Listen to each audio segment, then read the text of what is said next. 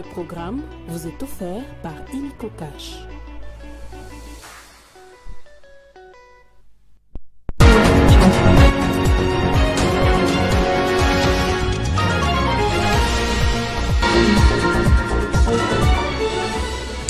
La sortie médiatique de l'opposition pour dire non au changement ou révision de la Constitution ne laisse pas indifférente la majorité au pouvoir. Si le secrétaire général de l'UDPS accuse l'Église catholique de ne pas être mulet du village, d'autres membres, par contre, estiment que les propos de l'opposition, c'est pour préparer le chaos.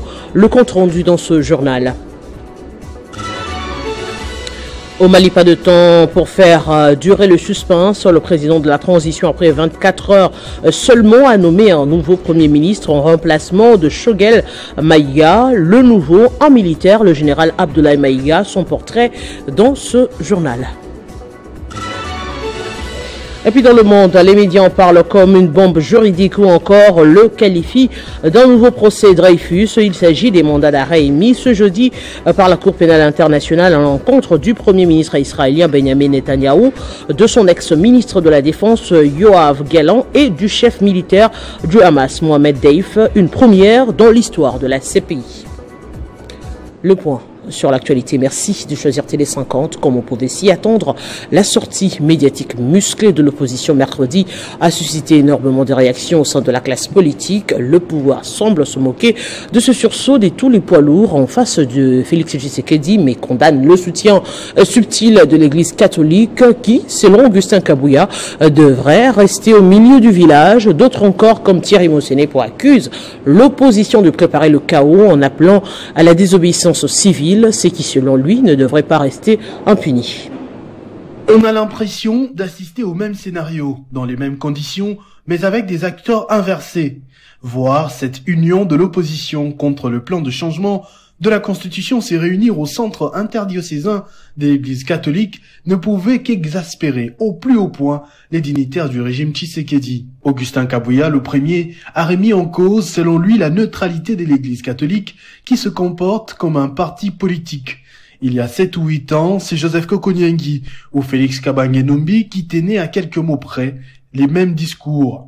Ce matin, un autre soutien intellectuel de Félix Tshisekedi, Thierry Mosenepo, a réuni la presse pour dénoncer l'agitation de l'opposition qu'il met dans le compte de l'incapacité à proposer des solutions concrètes pour le pays. Accuser le président Félix Tshisekedi de vouloir instaurer une dictature ou s'éterniser au pouvoir est non seulement irresponsable, mais aussi une insulte à l'intelligence des Congolais. Ces critiques émanent souvent de ceux et celles qui hier eux-mêmes ont failli dans leurs responsabilités passées.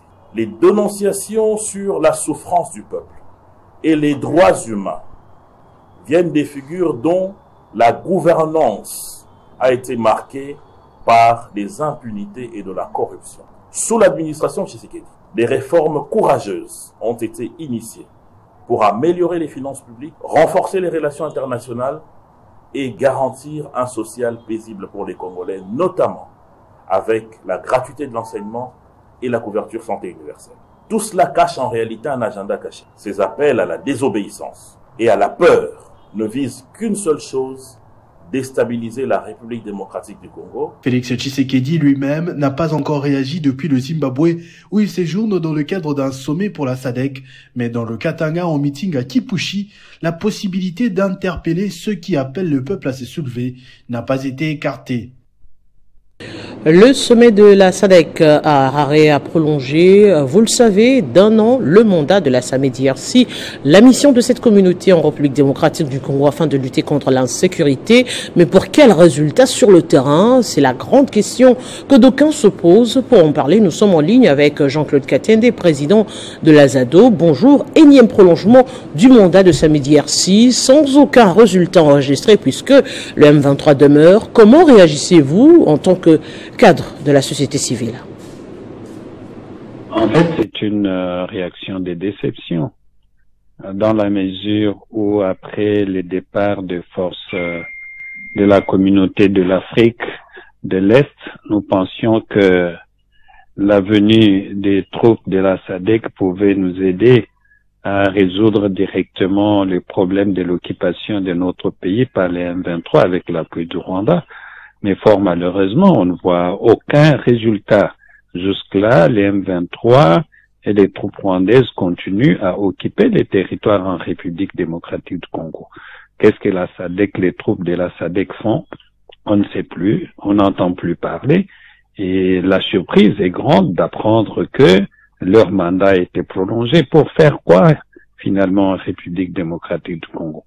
Donc, je conclus par dire que c'est une réaction de déception de voir que le pays continue à être occupé, ces troupes sont là, mais il n'y a pas vraiment des actions encourageantes de la part des troupes de la SADC. Qu'on laisse les troupes de la République démocratique du Congo seules pour leur permettre de prendre la mesure de la situation et de s'organiser, parce que tant que il y a des forces étrangères qui sont là, je crois qu'il y a un certain relâchement dans les chefs de nos troupes.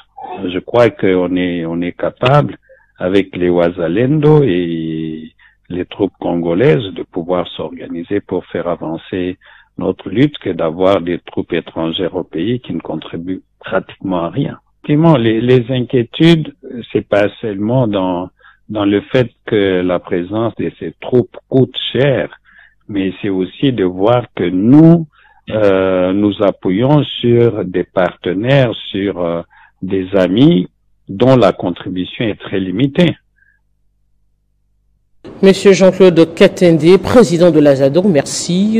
Les tueries des Congolais dans l'espace Grand Bandundu à Bagata et tant d'autres villages dans cet espace, le chef de l'État, Félix Tshisekedi, a-t-il été dupé par les faux rapports des services de sécurité? Aujourd'hui, différents chefs coutumiers, Teke et Ombo, sortent de leur silence et dénoncent le sabotage du processus de paix initié par le gouvernement après avoir déposé un mémorandum au bureau du vice-premier ministre en charge de l'Intérieur.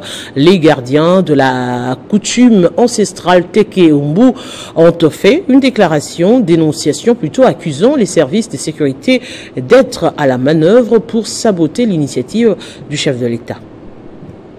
De la ville de Kinshasa, l'intention particulière de son Excellence, Monsieur le Président de la République, chef de l'État, avec l'expression de nos hommages le plus différents, concerne la dénonciation de la manipulation des services de sécurité et de défense orchestrée contre les chefs coutumiers et les notables Teke Ombu de la ville de Kinshasa par un groupe de faux chefs coutumiers ainsi que leurs dépendants.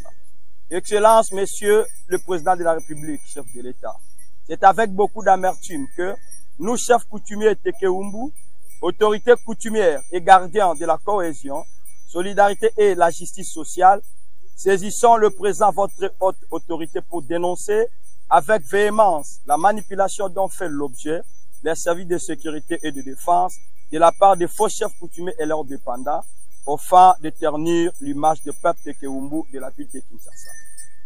Ces manipulations orchestrées pour nuire aux chefs coutumiers, régulièrement reconnus par l'État congolais, au travers des institutions compétentes. Ces pratiques constituent une tentative manifeste de dissuader les services de sécurité et de défense qui, sous votre haut commandement, sont déterminés à mettre un terme à ces conflits intercommunautaires. Ces services de sécurité et de défense qui sont largués sur terrain sur fond des accusations mensongères et de manipulations dirigées contre les chefs coutumiers et les notables de la communauté Teke Ombu. Qu'ils soient bien portés à votre haute autorité que nous, chefs coutumiers de la communauté Teke Ombu, détenteurs de pouvoirs coutumiers, sommes toujours rangés de votre côté et restons engagés à accompagner votre vision de pacification de la République démocratique du Congo en général et de la ville de Kinshasa en particulier. Au ministère du Commerce extérieur, Julien Paluku a visité les installations du guichet unique intégral. Il a appelé les opérateurs économiques à utiliser ces guichets avant d'encourager les agents et cadres pour le travail abattu, tout en leur assurant de son accompagnement. Le ministre du Commerce extérieur invite les opérateurs économiques d'utiliser le guichet unique intégral du commerce extérieur qui vient de consolider la dématérialisation des documents et procédures d'exportation et importation, ce qui réduit très sensiblement le temps pour le traitement des dossiers et les tracasseries administratives avec des taxes toxiques pour ainsi maximiser les recettes publiques.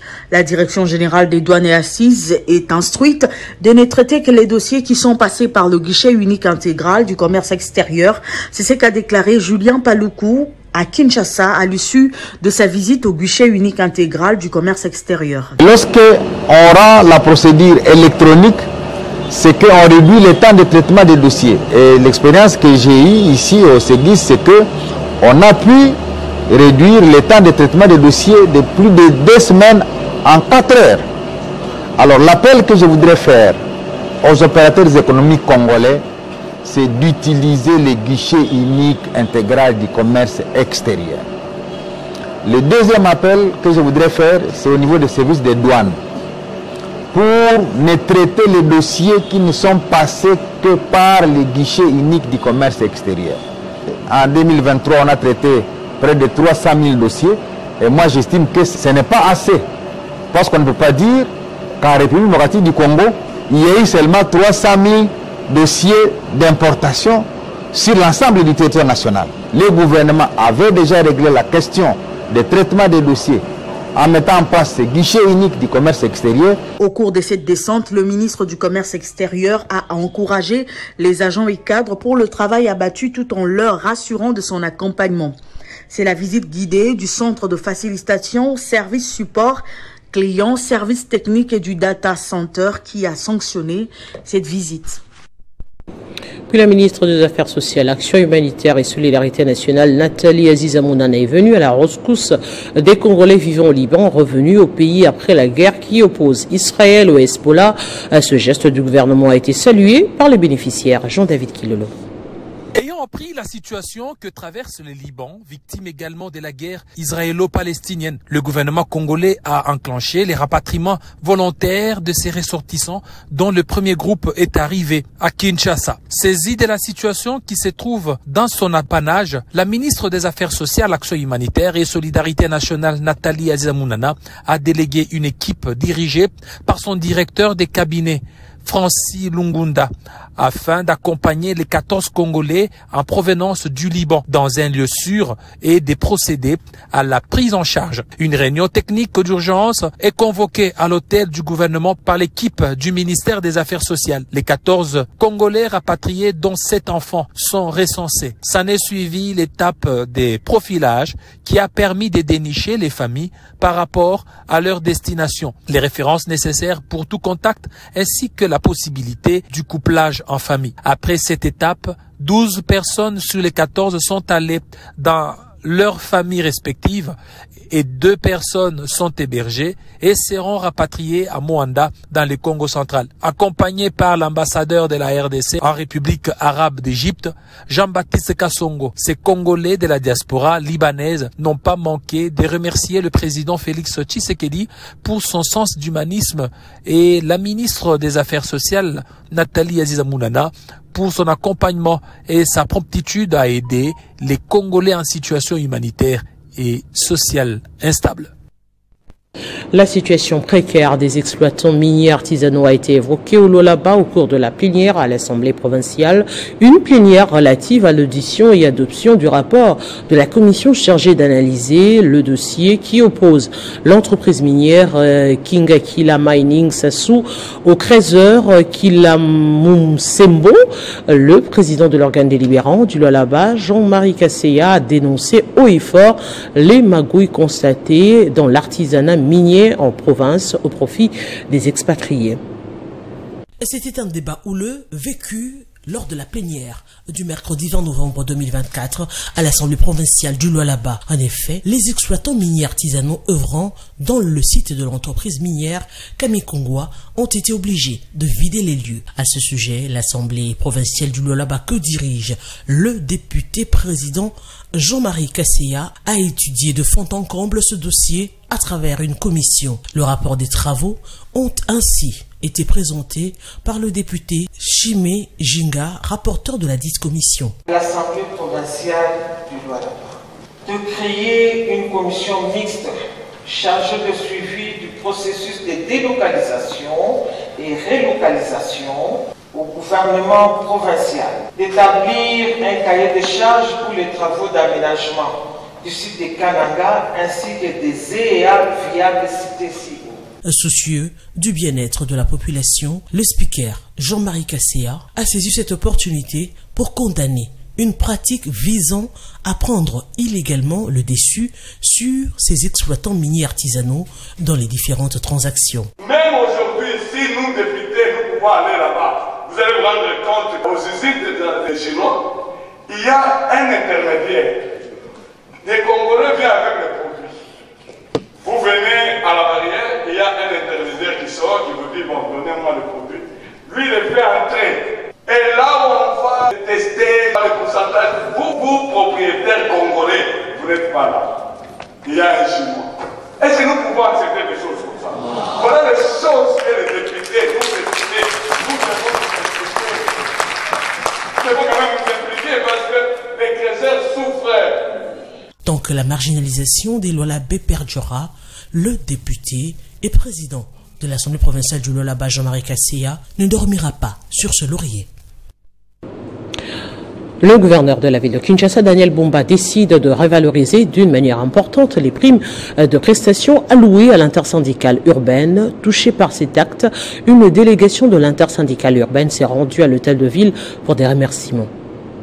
Après cette thérapie de choc à la DGRK, le gouverneur Daniel Bumba vient de revaloriser d'une manière importante le prime des prestations allouées à l'intersyndicale urbain, dont la tranche supérieure est passée des 40 000 francs à 195 000 francs et la prime la plus basse était de 6 000 francs. Pour les autorités municipales, quand on ne suspend un agent, c'est une révocation. Très satisfaite, l'intersyndicale urbain n'a pas tardé de le remercier pour cet acte combien louable. Nous félicitons, nous réitérons nos félicitations à l'autorité urbaine par rapport au travail qui a été abattu par son cabinet et l'équipe gouvernementale dans son ensemble, qui ont révalorisé notre administration par le réajustement de cette prime. Mais également, nous avons salué les mesures drastiques qui ont été prises par l'autorité urbaine au niveau de la DGRK, que nous avons salué avec toute la gérance, mais également nous avons souhaité que cela puisse s'étendre dans toutes les structures de la ville, mais également dans l'administration publique urbaine de la ville de Kinshasa. Ensuite, elle a annoncé la levée de la mesure portant l'organisation d'un sit-in devant le bâtiment de l'hôtel de ville juste après l'entretien. Mais également, nous avions eu à préparer un sit-in qui était prévu pour ce jeudi 21 octobre pour permettre à l'autorité de nous recevoir. Mais tenant compte de sa main tendue, nous invitons aux agents de l'État d'évacuer librement à leurs occupations, parce que nous avons vu la volonté de l'autorité urbaine de travailler en franche collaboration avec le syndicat pour redorer l'image de notre administration et remettre les choses sur les rails. Suite à cette révalorisation, la délégation a sollicité l'extension de mesures drastiques prises à la DGRK à l'ensemble de l'administration publique urbaine, notamment le COSKIN. Et après s'être entretenu avec des investisseurs en guise du développement de sa ville natale, dans le cadre de son séjour de travail à Kinshasa, le maire de la ville de Kikwit, Abengiama, a regagné son fief mercredi. Accueilli par une foule immense, le maire de la ville de Kikwit, Abengiama, est de retour dans sa ville natale. Après un long séjour de travail à Kinshasa, où il a eu plusieurs discussions avec des investisseurs pour le bien des Kikwit. Sur place, du monument des Kazamba, l'homme fort des Kwilu a vu son cortège être arrêté par une foule lui obligeant de descendre pour recevoir les honneurs lui réservés par la notabilité.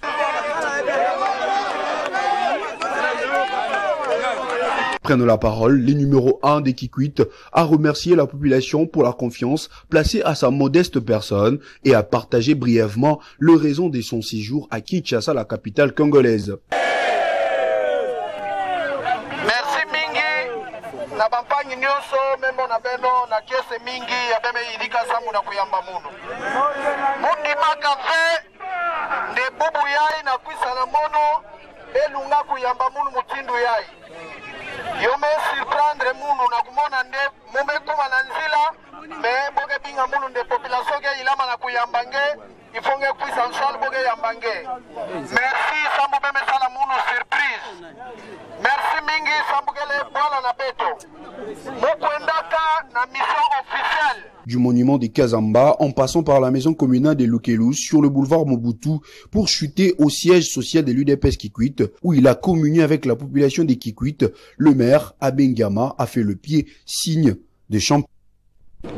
Et face à des rumeurs qui circulaient au sujet de la prétendue privatisation de la SNEL qui serait orchestrée par le COPIREP, la délégation syndicale de la SNEL a sollicité une audience auprès du président du conseil d'administration, Luc Badibanga, le lundi dernier. Durant 3 heures, les syndicalistes de la SNEL ont vidé toutes leurs préoccupations, notamment sur la privatisation au processus de mise en place des cadres de direction au sein de l'entreprise publique. Après cette rencontre, la délégation syndicale de la SNEL a été rassuré au sujet de la nouvelle gouvernance de la SNEL, selon une vision portée par le conseil d'administration. Pour être éclairé au sujet des rumeurs, la délégation syndicale de la SNEL est allée s'informer à la source. Reçus en audience par le conseil d'administration, les syndicalistes se sont vite rendus compte du malentendu. Kaya Kinzundi Samuel est président de la délégation syndicale de la SNEL. Il y avait un certain malentendu parce que ce plus c'était le redressement de l'entreprise que nous prenons nous tous, parce que quand une structure qui n'est pas redressée, vous voyez ce que ça fait. En ce qui concerne le processus de mise en place du cadre de direction au sein de l'entreprise publique, lancé depuis le 7 novembre dernier par le conseil d'administration, piloté par Luc Badibanga, pour adresser le problème de titularisation de postes au niveau des départements de la SNEL, les syndicalistes ont été rassurés sur la régularité et la transparence du processus. Nous avons compris que c'est important qu'il y ait cette franchise et que cette transparence, et c'est ça en rapport avec la mise en place. Le conseil d'administration de la SNEL, sous la conduite de Luc Badibanga, nourrit la vision d'une transformation positive de l'entreprise publique pour une gouvernance plus performante, capable d'améliorer la qualité de la desserte en électricité au bénéfice du développement de la RDC. Ce management novateur est salué par le bon syndical de l'entreprise publique qui a promis au conseil d'administration son soutien. La République démocratique du Congo se prépare pour célébrer le 60e anniversaire de la mort d'Anouari Tenenga Peta. Pour ce faire, toutes les couches de la population se préparent pour commémorer la Bienheureuse avec une série d'activités de 8 jours dans la province du Haut-Ouélé, à laquelle prendra part le chef de l'État. Préparatifs de la célébration de clôture de l'année jubilaire du 60e anniversaire de martyre de la Bienheureuse Anouari Tenenga Peta, Marie-Clémentine, en tant que bienheureuse de la République démocratique du Congo, a été déjà lancée par la SANCO. Toutes les couches de la population se mobilisent pour marquer ces activités qui durera 8 jours. Le chef de l'État, Félix Tshisekedi, est annoncé et sera accompagné d'une forte délégation du gouvernement. À l'occasion du 60e anniversaire du martyre de la bienheureuse Anouari, la ville d'Iziro dans le Haut-Ouélé connaîtra la participation spéciale du président de la République, Félix Antoine Tshisekedi, et d'une forte délégation de la SENCO et des pèlerins venus du monde entier pour célébrer cet événement qui tient à cœur aux catholiques congolais de notre pays. Le député Bakakaï a lancé un appel au gouvernement afin de profiter de la venue du chef de l'État pour lancer de grands projets d'envergure pour le développement de la province du Haut-Ouélé. Nous attendons du président de la République et du gouvernement, à l'occasion de cette visite historique, des grandes déclarations, notamment l'ouverture de la route Iziro-Wamba-Nyanya, la RN26, et le début de la construction du barrage électrique de Nadoumbé, qui se trouve à 56 km d'Iziro. Il s'est de rappeler que Marie-Clémentine Anouari Tenenga Peta a été béatifiée par le pape Jean-Paul II le 15 août 1985. Depuis lors, elle est fêtée le 1er décembre de chaque année comme martyr de pureté. D'un Maïga à un autre au Mali, le président de la transition n'aura pas fait durer le suspense. Moins de 24 heures après le limogeage du premier ministre civil Choguel Maïga, Assimi Goïta, nommé un militaire, cette fois à la tête du gouvernement, le général Abdoulaye Maïga, âgé de 43 ans, qui est donc cet homme qui était jusque-là porte-parole du gouvernement. Portrait du nouveau premier ministre dans ce récit. Au Mali, désormais 2 généraux sont à la tête de l'exécutif. C'est une figure médiatique du Mali qui connaît bien le pays pour avoir participé à un projet de réforme de la police nationale au sein de la MONUSCO. Ancien ministre de l'administration territoriale et porte-parole du gouvernement, Abdoulaye Maïga ne figurait pas initialement dans le premier cercle des colonels qui ont renversé le président civil en août 2020. Il s'était rapidement rallié à eux. Il a été récemment élevé au grade de général, à l'instar de 5 autres de principales figures du régime, dont les présidents de la transition Assimi Goïta, général d'armée. C'est lui qui avait occupé la fonction de Premier ministre par intérim pendant 3 mois en remplacement de Rochelle Maïga, absent après un séjour à l'hôpital à la suite d'un malaise cardiaque. Général de division et diplômé de plusieurs universités françaises, il détient un doctorat en sécurité internationale et défense de l'université Jean Moulin de Lyon. Il a également suivi une formation militaire approfondie à l'école militaire interarmes des Kolikoro et à l'école des officiers de gendarmerie de Bamako. Sur le plan professionnel, Maïga s'est illustré à la communauté économique des États de l'Afrique de l'Ouest, CEDEAO, en tant qu'analyste spécialisé sur les terrorismes au Centre africain d'études et de recherche sur les terrorismes de l'Union africaine. Le choix est également porté sur lui pour représenter le pays à la COP29 en Azerbaïdjan et à l'Assemblée générale des Nations unies à New York en septembre dernier. En termes de distinction, Abdoulaye Maïga détient la médaille des Nations unies et le titre de commandeur de l'ordre national. Et puis le Premier ministre israélien Benjamin Netanyahou et l'ancien ministre de la Défense Yoav Gallant ont reçu un mandat d'arrêt à leur rencontre lancée par la Cour pénale internationale ce jeudi. C'est la première fois que la Cour émet de tels mandats à l'encontre des dirigeants d'un pays démocratique. C'est une proportion sans précédent qui les expose au risque d'être détenus dans une grande partie du mandat. Dans le cadre de la guerre actuelle contre le Hamas à Gaza, les 3 juges de la chambre préliminaire de la Cour pénale internationale ont délié les mandats à l'unanimité et des crimes de guerre qui, selon le procureur de la Cour Karim Khan, auraient été commis. Netanyahou et Gallant courent un grand danger s'ils se rendent des quelques 120 pays membres de la CPI. Le tribunal a également exhalé un mandat d'arrêt à l'encontre du chef militaire du Hamas qui, selon Israël, a été tué par une frappe des forces israéliennes à Gaza en juillet dernier. Khan avait demandé des mandats d'arrêt à l'encontre des déifs et les dirigeants du Hamas, tous les deux éliminés pour les massacres perpétrés par le groupe terroriste le 7 octobre 2023 et qui avait déclenché la guerre dans la bande de Gaza. La décision faite de Benjamin Netanyahou et Gallant, 2 personnes recherchées au niveau international, ce qui risque de les isoler davantage et de compliquer les efforts de négociation d'un cessez-le-feu pour mettre fin à un conflit qui dure depuis 13 mois. Mais ces implications pratiques pourraient être éliminées car Israël et son principal allié, les États-Unis, ne sont pas membres de la Cour et la Cour ne dispose d'aucun mécanisme d'avertissement. La Cour pénale internationale affirme que l'acceptation par Israël de la compétence de la Cour n'était pas nécessaire. Et venons-en au rappel des principaux titres. La sortie médiatique de l'opposition pour dire non au changement ou révision de la Constitution ne laisse pas indifférente la majorité au pouvoir. Si le secrétaire général de l'UDPS accuse l'Église catholique de ne pas être au milieu du village, d'autres membres par contre estiment que les propos de l'opposition, c'est pour préparer le chaos. Le compte rendu, vous l'avez eu dans ce journal. Au Mali, pas de temps pour faire durer le suspense. Le président de la transition, après 24 heures seulement, a nommé un nouveau premier ministre en remplacement de Choguel Maïga. Le nouveau, un militaire, le général Abdoulaye Maïga.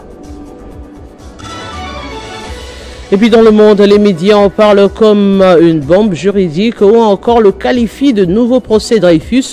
Il s'agit des mandats d'arrêt émis ce jeudi par la Cour pénale internationale à l'encontre du Premier ministre israélien Benjamin Netanyahou, de son ex-ministre de la Défense Yoav Gallant et du chef militaire du Hamas Mohamed Deif, une première dans l'histoire de la CPI. Ce journal est complètement terminé. Merci de votre attention soutenue. À très bientôt.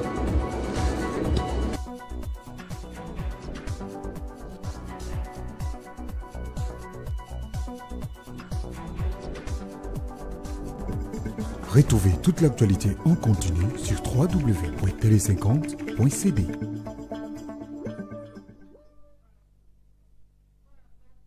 Ce programme vous a été offert par Illico Cash.